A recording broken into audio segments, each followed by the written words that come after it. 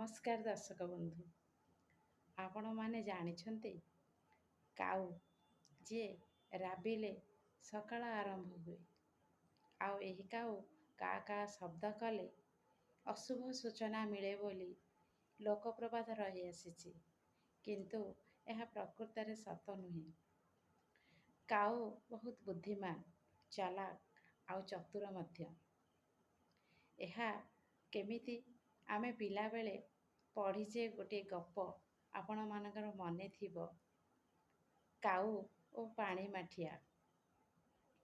କେମିତି କାଉଟି ପାଣି ପିଇବ ବୋଲି ଗୋଟିଏ ମାଠିଆ ଉପରେ ଆସି ବସି ପଡ଼ୁଛି। ପାଣି ବହୁତ କମ୍ ଥାଏ।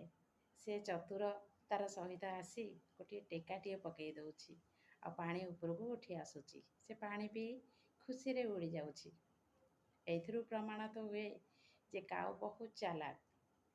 ସାଇଣ୍ଟିଷ୍ଟମାନେ ମଧ୍ୟ ପ୍ରମାଣ କରିଦେଇଛନ୍ତି ଯେ କାଉ 5 ବର୍ଷ ଯାଏଁ ମନୁଷ୍ୟର ଚେହେରାକୁ ମନେ ରଖିପାରେ।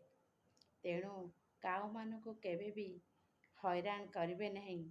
ଟେକା, ପଥର, ଗୋଡ଼ି ଇତ୍ୟାଦି କିଛି ବି ପକାଇବେ ନାହିଁ। କାରଣ ସେ ଆପଣଙ୍କ ଚେହେରା ମନେ ରଖିପାରି କେବେ ବି ଦେଖିକି ଆପଣଙ୍କୁ କା କା ରାବି ସମସ୍ତ ଗ୍ୟାଙ୍ଗକୁ ତାର ଡାକି ଦେଇପାରେ। ତେଣୁ କାଉଠାରୁ ବଞ୍ଚି କରି ରହିବେ। ରହୁଛି, ନମସ୍କାର।